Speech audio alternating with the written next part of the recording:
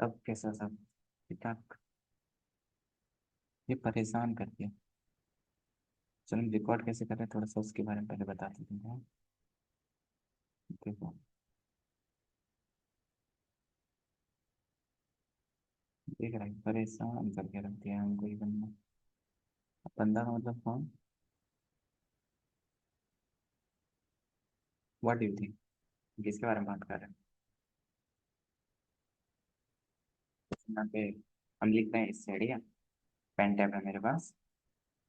हम देख रहे हैं या फिर वैसे स्क्रीन हो गया।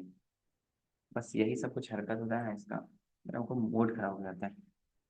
और देखो क्या लगता है कि हम कितना बार ये कितना बार वहाँ रिकॉर्ड कर रहे हैं हम ये तीसरा बार है। ये तीसरा बार, पहला बार काम नहीं किया, दूसरा बार काम नहीं किया, फिर तीसरा बार पे आ गए। जैसे कि सबसे पहले देखो हम, पिछले क्लास में बात क्या कर रहे थे। और वैसे सीक्वेंस बताने वाले थे ना हम करके। बकवास हो जाएगा क्या? नहीं नहीं, देखो फिर भी देखो। सबसे पहले एक ऐप है तुम्हारा जूम एप्लीकेशन। वहाँ पे हम मीटिंग अरेंज की। और वहाँ पे फिर रिकॉर्ड का ऑप्शन है। उस रिकॉर्ड वाले ऑप्शन में से हम इसको फिर वो कर रहे हैं ठीक है। तो ये कुछ झोल हो रहा है। और होता क्या है, कभी कभी लिखते लिखते पेन काम ही नहीं करने लगता है। इसलिए फिर मूड खराब हो जाता है, मीटिंग कैंसिल करते हैं, फिर से स्टार्ट करते हैं। चल फिर से देखिए, ये तीसरा है मौका, देखते हैं अच्छा हो जाए, भगवान पे प्रे करते हैं। तो पिछला क्लास में तुमने ये सीखा था कि change in potential energy is equal to work done by conservative force और negative work done by conservative force, याद रखना है। ठीक है। अब कंजर्वेटिव फोर्स का मतलब क्या होता है?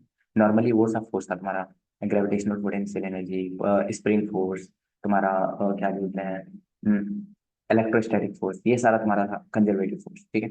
दूसरा हम लोग ये भी पढ़े थे कल को दूसरी चीज ये पढ़े थे कि work done by the all the forces is equal to change in kinetic energy. और इन दोनों का इस्तेमाल किए थे हम लोग। और इन दोनों का इस्तेमाल से फिर तुम्हारा बन के आया था एक नया इक्वेशन।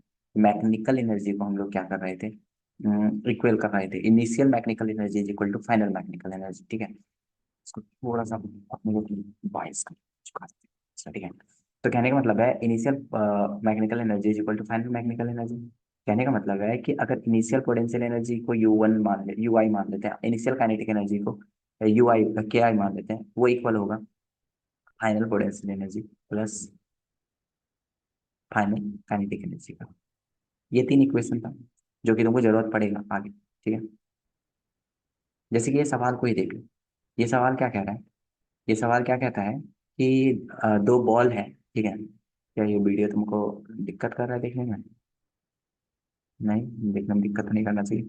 नॉर्मली ये बोल रहा है कि दो बॉल है ए और बी करके, और दोनों को सेम हाइट से ठीक है, सेम स्पीड और सेम हाइट से फेंका गया है। बिल्कुल सोचो कि ये मान लो ये इतना दूरी है, ये जमीन है, यहाँ से दो बॉल को फेंकेंगे, एक ऐसे और एक ऊपर से करके, तो थोड़ा कुछ थीटा एंगल बनेगा ठीक है। अब तो बोलता है कि आप तुम एक काम करो, फाइनल जो जमीन पे टकराएगा तो उसका स्पीड क्या रहेगा, V1, और क्या रहेगा V2। दोनों के बीच में रिलेशन बता दो, या फिर दोनों सेम स्पीड होगा, ग्रेटर होगा कोई, या फिर वगैरह वगैरह। तो इसके लिए चलो हम लोग एक काम करते हैं। सबसे पहले बॉल ए के लिए काम बात कर लेते हैं। कलर चेंज कर लेते हैं हाँ, ताकि तुमको सादा सादा सिर्फ ना देखने को मिले, रंग बिरंगा माहौल रहेगा हमारा तुम्हारा।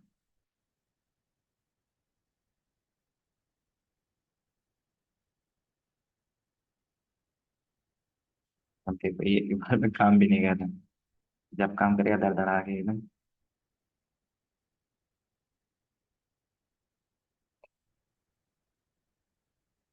हाँ, आ गया। बस, हट गया।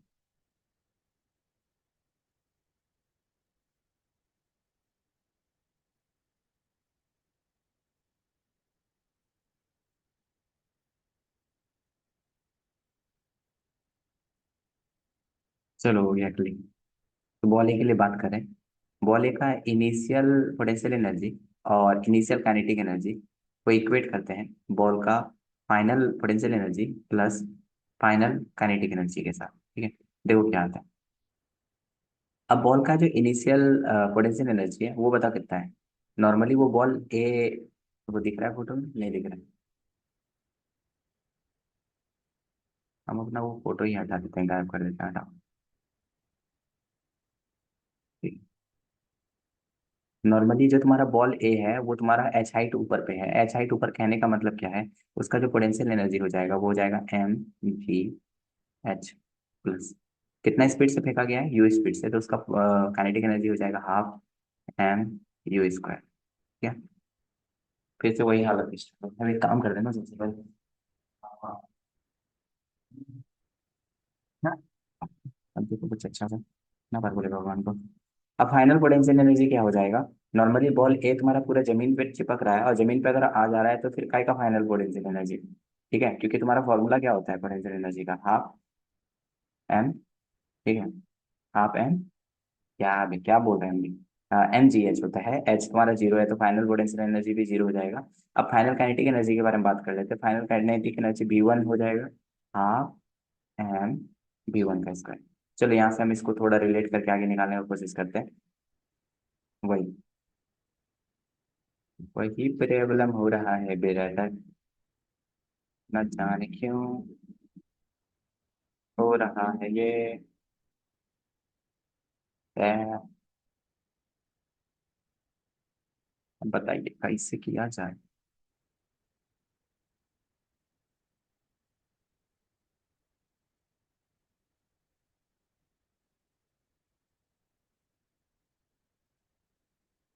M g h plus half m u square is equal to half m v one का स्क्वायर। एम चारों तरफ तीनों तरफ कट जाएगा, एम कट जाएगा, एम कट जाएगा और एम कट जाएगा। बचेगा तुम्हारा इस साइड पे जी एच यू स्क्वायर। क्या बचेगा, g h plus u square is equal to v one का स्क्वायर बाय टू। एक काम करो, इसको इक्वेशन वन मान करके छोड़ दो। ठीक है, अब हम लोग बात करने लगेंगे बॉल बी के बारे में। बॉल ए के बारे में तुम्हारा एक इक्वेशन आया कि वेलोसिटी का स्क्वायर बाय टू जो है वो जी एच प्लस यू के इक्वल है। अब इसी तरह तुम यू का क्या होता है, बॉल बी के लिए निकाल करके देखो इक्वेशन। बॉल बी के लिए निकालते हैं, कलर चेंज कर लेते हैं हम, इसके लिए ले लेते हैं हम रेड कलर, बी के लिए। ठीक है,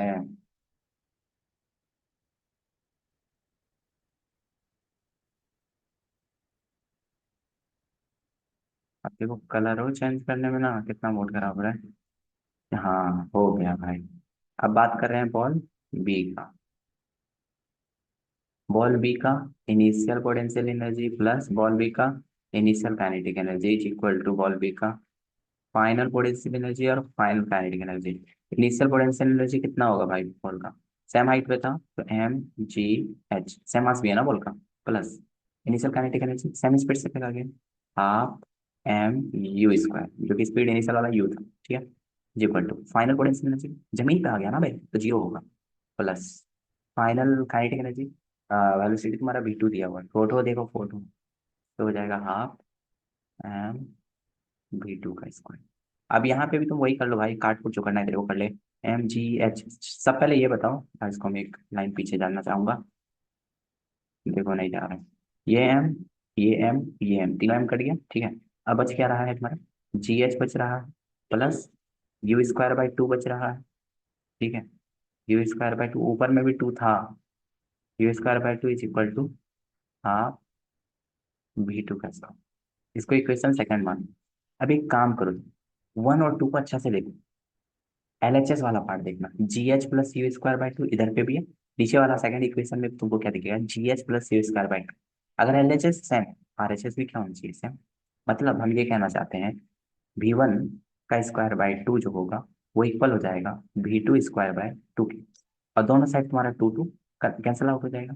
यहाँ से सीधा सीधा ये कंक्लूजन निकलता है वी वन का स्क्वायर और वी टू का स्क्वायर अगर इक्वल है तो वी वन और वी टू भी क्या हो जाएगा तुम्हारा इक्वल। तो कहने का मतलब हम ये कहना चाहेंगे कि तुम्हारा वी वन और वी टू क्या हो जाएगा इक्वल, तो इसका ऑप्शन नंबर हो जाएगा C, V one V two equal. क्या आसान था, क्या किया, कुछ नहीं किया, मैकेनिकल एनर्जी इनिशियल और फाइनल वाला को इक्वेट। अब ये बात ध्यान रखते हैं, इस क्वेश्चन से क्या समझना है कि अगर किसी बॉडी को, किसी दो चीज को हम सेम हाइट से सेम स्पीड पे फेंक रहे हैं, फर्क नहीं पड़ता है कुछ एंगल बना के फेंक रहे हैं या सेम डायरेक्शन में फेंक रहे हैं, कोई फर्क नहीं पड़ रहा है हमको, फाइनल तुम्हारा स्पीड भी क्या आ जाएगा सेम। ठीक है, हर एक क्वेश्चन से कुछ ना कुछ कंक्लूजन निकाल करके तुमको सीखना चाहिए, क्या पता एक स्टेटमेंट के फॉर्म में भी आ जाए। ठीक है, अब चलो जैसे कि ये दूसरा वाला सवाल है। ठीक है, अब ये दूसरा वाला सवाल देखो, ये दूसरा वाला सवाल हम ना इसको ना हटा के एक जगह रख देते हैं। कहाँ रख देते हैं? इस जगह पे। चलो, जैसे कि मान लो कि बोलता है find the speed of the Bob at the lowest position. ठीक है, लोएस्ट पोजीशन। मान लो यहाँ पे बॉब है। बॉब क्या होता है पता है ना रे? अरे घड़ी देखे हो ना, पेंडुलम जो होता है टन टन टन ऐसे जाता है। तो बस समझो कि अभी इस जगह पे, इस जगह पे, ठीक है। अब ये इस जगह पे आएगा तो लोएस्ट पोजीशन ये हो गया ना। ये इनिशियल पोजीशन, ये लोएस्ट पोजीशन। तो बोलता है जब ये लोएस्ट पोजीशन होगा तो कुछ ना कुछ स्पीड रहेगा। उस स्पीड के बारे में बताओ, वो स्पीड कितना है। और अगर यहाँ थीटा जो है वो कितना डिग्री है? 60 डिग्री। तो एक काम करते हैं, सबसे पहले चलो जो जो कर रहे हैं वो तुम सुनते चलो। ये तुम्हारा एक ट्रायंगल जैसा बन रहा है। अगर ये तुम्हारा पूरा एल था, जैसे कि ये देखो, ये पूरा लेंथ कितना है? एल। अगर सीधा यहाँ पे आ जाएगा तो ये भी तुम्हारा पूरा क्या रह जाएगा? L length. इसका मतलब हम बोल सकते हैं यहाँ से लेके यहाँ तक भी लेंथ क्या हो जाएगा? एल। एक बात बताओ, तुम ये कितना है? ये एल है। ये वाला पूरा भी कितना है? एल है। लेकिन ये जो तुमको दिख रहा है, हम कलर चेंज करते हैं। अब कलर डिजाइन नहीं होगा, इस तरह गुस्सा लगने लगता है रोज। हो जाओ। चलो चलो, तुम्हारा ही एनिमेशन से कर लेते हैं कलर चेंज। हटाओ। ये जो पीला वाला हम कलर कर रहे हैं, ये पीला वाला, ये कितना होगा? ये निकालते हैं हम लोग सबसे पहले। एक बात बताओ, अगर इस ट्रायंगल को हम बाहर में ला करके सोचें, देखो इससे कितना मस्त लिखा रहा है। ये थीटा एंगल है, थीटा डिग्री है, ठीक है। और ये वाला लेंथ कितना है तुम्हारा? एल है। तो एक बात बताओ, यहाँ पे कॉस थीटा अगर लिख दें, कॉस थीटा का मतलब क्या होता है? बेस का हाइपोटेनस। तो सामने वाला इज परपेंडिकुलर, चिपका वाला इज बेस। तो बेस को बी लिख देते हैं बाय हाइपोटेनस। हाइपोटेनस यहाँ पे क्या हो जाएगा तुम्हारा? एल। तो बी इज इक्वल टू क्या हो जाएगा तुम्हारा? बेस इज इक्वल टू क्या हो जाएगा? बी इज इक्वल टू हो जाएगा L cos theta. L cos theta. अब एल कॉस थीटा किसका वैल्यू? बेस तो हम इसको मान के चले, या फिर यही ना है बेस तुम्हारा। तो ये हो जाएगा तुम्हारा L cos theta. L cos theta. ठीक है। चलो, पूरा लेंथ है एल, लेकिन यहाँ से लेके यहाँ तक का तुम्हारा कुल लेंथ हम क्या बोल रहे हैं? L cos theta. अब ये बताओ ये वाला क्या हो जाएगा? ये वाला, या फिर छोड़ो उसको, अगर नहीं भी करते हैं, ये वाला तुम निकाल सकते हैं क्या? ये वाला मतलब ज्यादा कंफ्यूजन वाला नहीं ना क्रिएट कर दे रहे हैं। ये पिंक कलर से जिसको ड्रॉ किया है, ये कितना लेंथ होगा? तो तुम बोलेगा अभी पिंक वाला के लिए आप एक काम करो, पूरा लेंथ जो एल था, ठीक है, पूरा लेंथ एल था, उसमें से आप माइनस कर दो एल कॉस थीटा को। ठीक है, पूरा एल में से आप माइनस कर दो एल कॉस थीटा को। तो देखो बन क्या जाएगा तुम्हारा? एल कॉमन आ जाएगा, 1 - कॉस थीटा आ जाएगा। ठीक है। अभी हम क्यों बता रहे हैं बार बार? ये वाला लेंथ देखो, और अगर हम इस वाले को, नीचे वाला जो एम मान लिखा है, इसको जीरो लेवल मान लेते हैं। जीरो लेवल कहने का मतलब है, अगर बॉल यहाँ पे रहेगा तो यहाँ पे हमारा potential energy m g h का वैल्यू एच जीरो, तो पोटेंशियल एनर्जी जीरो। लेकिन अगर ये बॉल तुम्हारा उड़ते उड़ते उड़ते उड़ते उड़ते यहाँ पे चला गया, तो सोचो कितना हाइट ऊपर चला गया। तो तुम बोलेगा ये वाला हाइट ऊपर चला गया। अगर ये वाला हाइट ऊपर गया तो ये हाइट है एक्चुअल में कितना? तो तुम बोलेगा एल 1 - cos θ। ठीक है। अब ऐसा बताते हैं तुमको कि बताओ यहाँ नीचे में स्पीड कितना है। कुछ ऐसा है कि सपोज करो कि यहाँ पे था, अगर यहाँ पे था तो कुछ ना कुछ हाइट पे था नीचे से। वो हाइट कितना निकाले? L bracket start 1 - cos θ। अगर यहाँ से छूट करके यहाँ जाएगा तो इसका मतलब पहले इसके पास पोटेंशियल एनर्जी था, क्योंकि हाइट की वजह से तुम्हारा क्या? Potential energy. ठीक है, हाइट की वजह से क्या आता है तुम्हारा? Potential energy. तो हाइट की वजह से पोटेंशियल एनर्जी, वो ऐसे घूम करके जाएगा तो नीचे आ जाएगा, तो इसका मतलब यहाँ पोटेंशियल एनर्जी रहेगा क्या? नहीं रहेगा। देखो ऐसा बोल रहा है, initial potential energy plus initial kinetic energy is equal to क्या हो जाएगा? Final potential energy plus final kinetic energy. Starting में देखो बॉल रुका हुआ है। अगर स्टार्टिंग में बॉल रुका हुआ है, अभी पूरा मक्खन से चल रहा है, मक्खन कैसे? ठीक है, बताएंगे इसके कभी खड़ा। इनिशियल जो तुम्हारा पोटेंशियल एनर्जी है, वो क्या हो जाएगा? एम जी, और एच की जगह पे बताओ क्या हो जाएगा? L 1 - cos θ plus zero. Zero इसलिए बोलेंगे क्योंकि इनिशियल में कोई स्पीड है नहीं, और अगर स्पीड होगा नहीं तो फिर तुम्हारा potential energy, sorry kinetic energy क्या होगा? Zero. Is equal to final potential energy हम जीरो ले लेंगे। क्यों ले रहे हैं? क्योंकि वो बहुत क्या है, और उस लेवल को हम क्या मान के चले? जीरो। ठीक है। अब फाइनल पोटेंशियल एनर्जी के लिए हमको स्पीड कितना पता चल रहा है, मान लो भी हो गया होगा, तो फाइनल तुम्हारा काइनेटिक एनर्जी हो जाएगा हाफ एम बी का स्क्वायर। अब यहाँ से अगर तुम इसको निकालो तो हो जाएगा एम जी एल 1 - cos θ और is equal to half m v का स्क्वायर। हाफ एम बी का स्क्वायर। ठीक है। अब देखो कर क्या रहे हैं, नॉर्मली कॉस थीटा, थीटा का वैल्यू यहाँ पे कितना दे दिया है 60 डिग्री। तो तुम लिख लो MGL 1 - cos 60 डिग्री, और cos 60 डिग्री का वैल्यू कितना होता है, लिख लेते हैं एक बार। cos 60 degree half M B² वाह कितना मस्त लिखा है भाई। MGL 1 - cos थीटा, नहीं सॉरी cos 60 डिग्री। तो ऐसे याद तो हमको भी नहीं आ रहा है, चलो कोशिश करते हैं। साइन 30 होता है 1/2, तो cos 60 भी 1/2 हो जाएगा, हाँ। 1 - 1/2 is equal to half M B²। अब यहाँ से क्या हो जाएगा तुम्हारा, हाफ से हाफ चला जाएगा तो MGL/2 is equal to half MB²। ए हाफ हाफ खत्म, M खत्म। तो बताओ भी इज इक्वल टू क्या हो जाएगा, √GL मेरे दोस्तों। भी इज इक्वल टू क्या हो जाएगा, √GL। अब चलो चेक कर लेते हैं, is my answer is right और रॉन्ग। ये हाँ, √GL सही है। ठीक है, देखो समझ में आया, नहीं समझ में आएगा तो फिर बताना। ठीक है, फिर हम लोग आगे चलूंगा।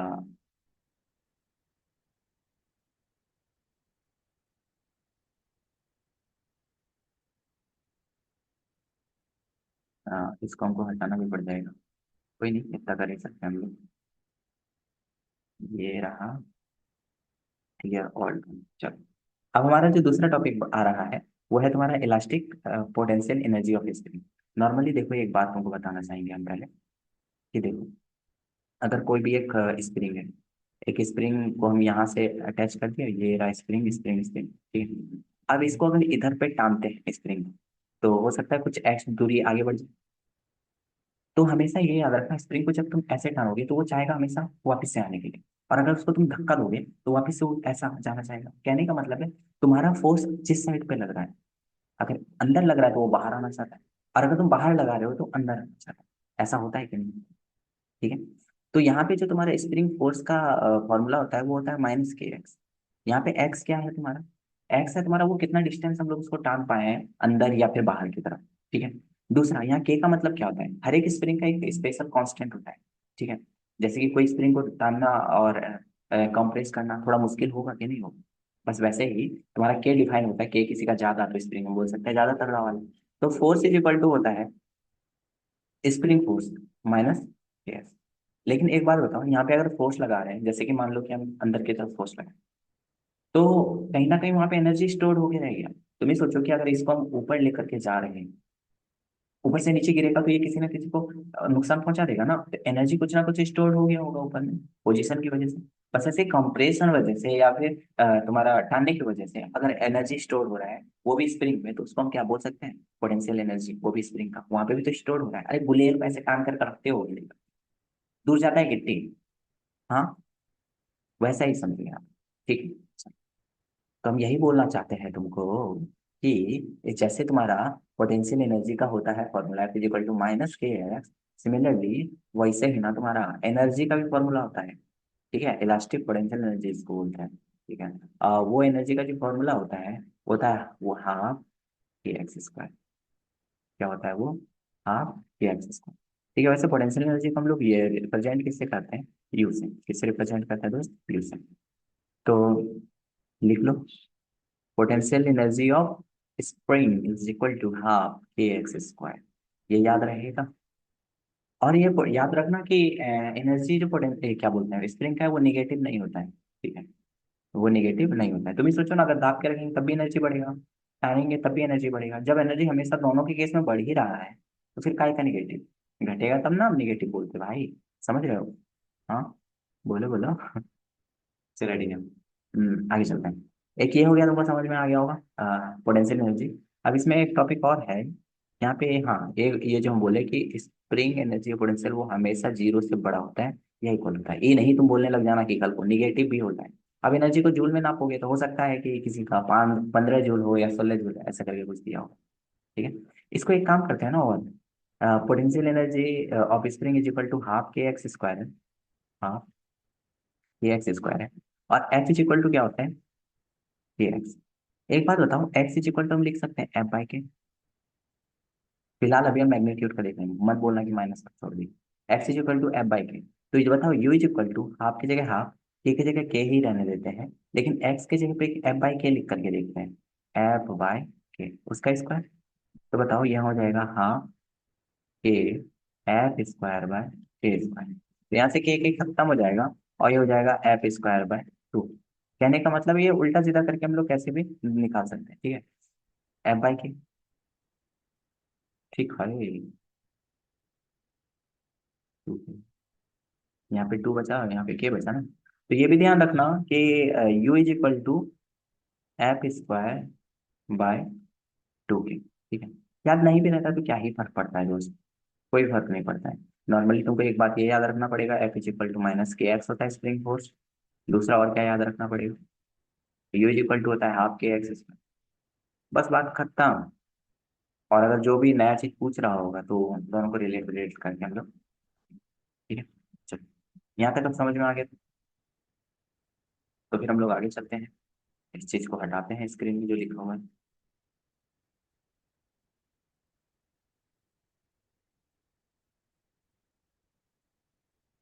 नेक्स्ट टॉपिक, नेक्स्ट टॉपिक मतलब ये सवाल करते हैं, ठीक है। ये सवाल करेंगे हम सब, चलो करते हैं शुरुआत।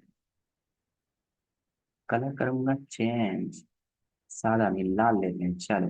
देखो क्या बोल रहे हैं, फोर्स कांस्टेंट दिया हुआ है के वन और के टू, दो स्प्रिंग है और दोनों स्प्रिंग का फोर्स कांस्टेंट दे दिया है के वन के टू। मान लो कि पहला स्प्रिंग होगा टिंग टिंग टिंग, इसका कांस्टेंट दे दिया के वन, दूसरा स्प्रिंग होगा टिंग टिंग टिंग, इसका दिया होगा के to.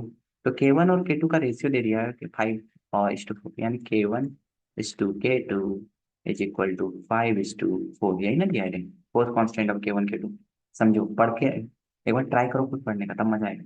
They are stretch by same length, दोनों को स्ट्रेच कर रहे हैं यानी टान रहे हैं सेम लेंथ। सेम लेंथ मतलब अगर ये स्प्रिंग को एक्स दूरी पे आगे टाने होंगे तो इसको भी कितना दूरी आगे टाने होंगे, एक्स।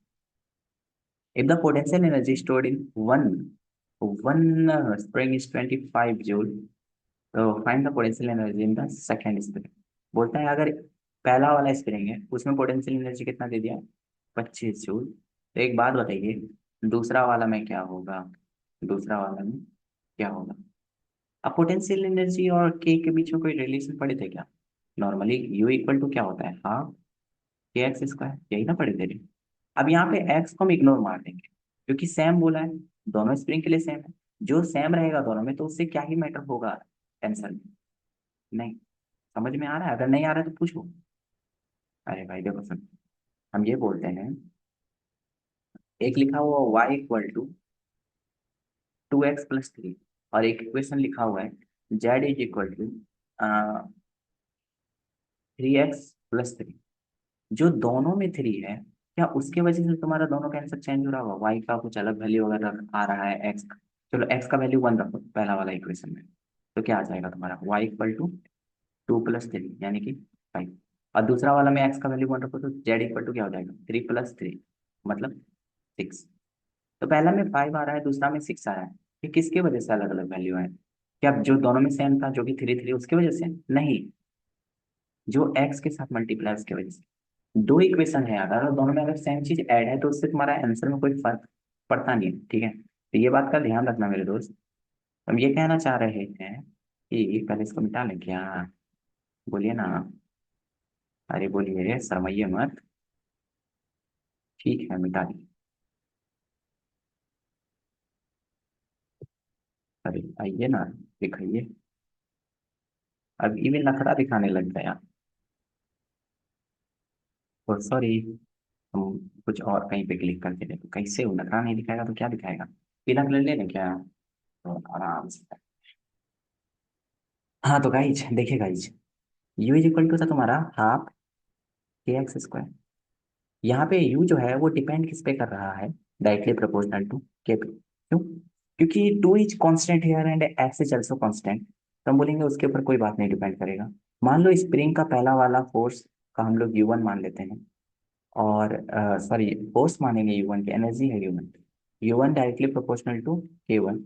और इसी तरह तुम्हारा अगर उसको डिवाइड कर दें यू टू को के टू से, तो बताओ क्या आ जाएगा, तुम्हारे रिलेशन आ जाएगा u1/u2 = k1/k2। अब तुमको एक बात पता है, तुमको निकालना क्या है, यू वन या यू टू। तुमको यू वन तो पता है ना भाई, 25 लिखा नहीं, potential energy one spring is करके। तो 25 बाय दूसरा वाला का नहीं पता था, एक्स मान लो, और के वन के टू का दिया हुआ है 5/4। फाइव से कट जाएगा, 25 25, और एक्स इज इक्वल टू आ जाएगा 25 20।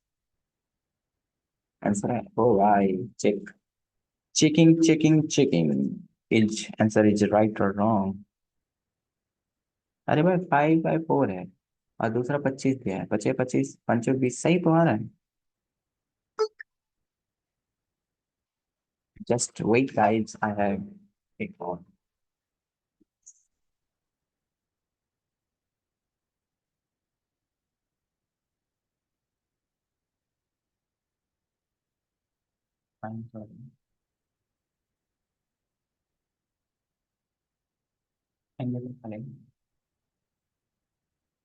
ठीक। तो 20 सही है भाई, 20 सही है। ठीक है, 20 तुम्हारा सही है। Next। अब आज तक हम लोग ना हो जाए ना तो फिर पता चलेगा तो लेक्चर रिकॉर्ड कर दी और आवाज़ों का झोल हो रहा है। ठीक है, तो यहीं रख लेते हैं। तो खत्म करो इसको।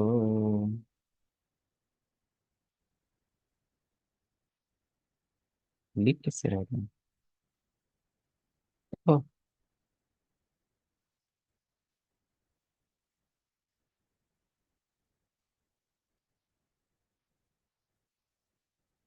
कभी कभी लगता है।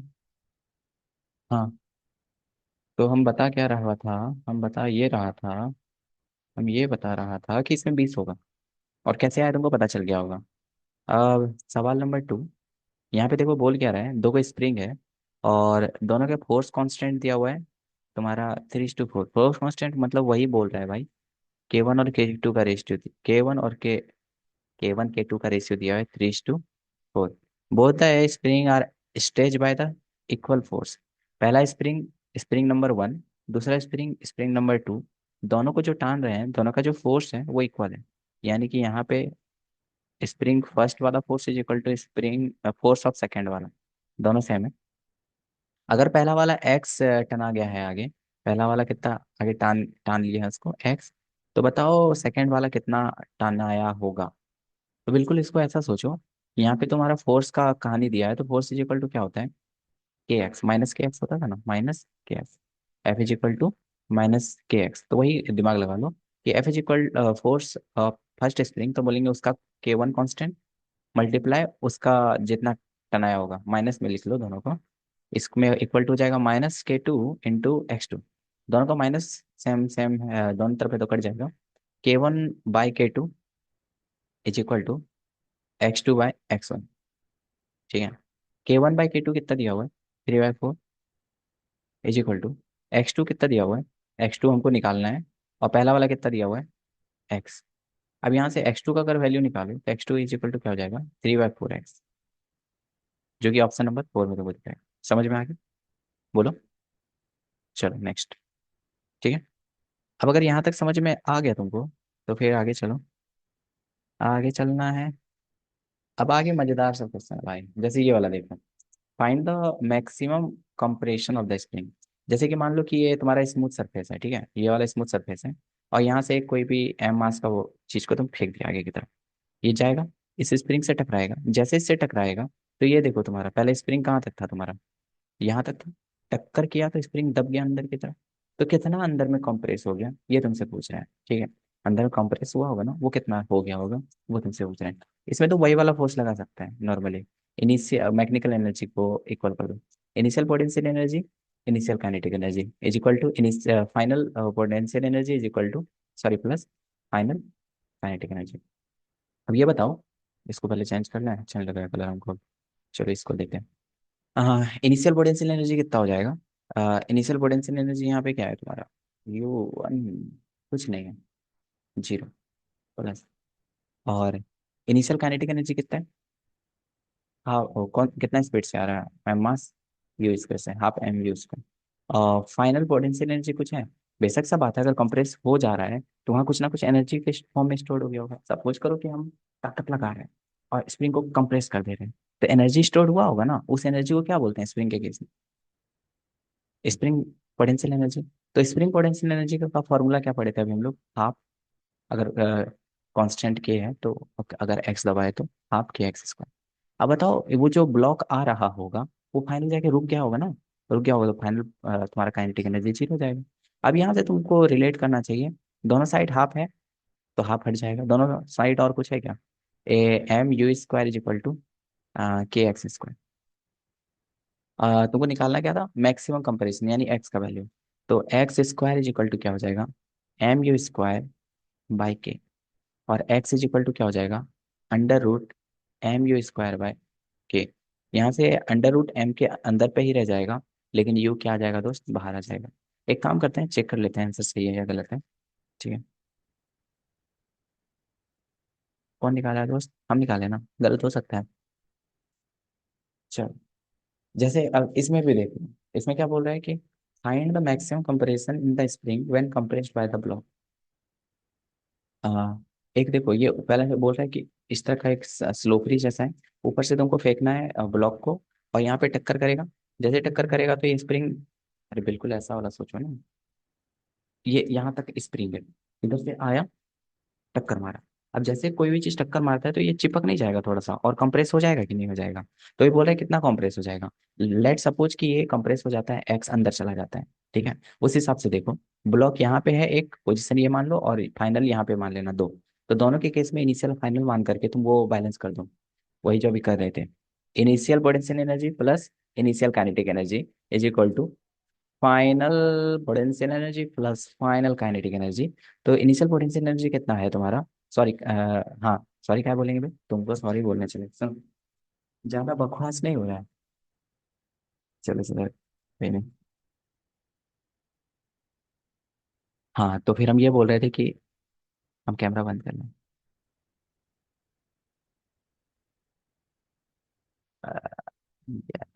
कैमरा बंद कर लेते हैं, जब जरूरत होगा ना तब एक्सप्लेन करने के लिए, तब इस तरह डिस्ट्रैक्शन हो जाए, बार बार देखते हैं कि सही आ रहा है कि नहीं आ रहा है। ठीक है, चल चल चलो, भैया आप ऊपर जाइए, ऊपर जाइए आप। ये क्या निकाल के दे दिया, क्या भाई, हट।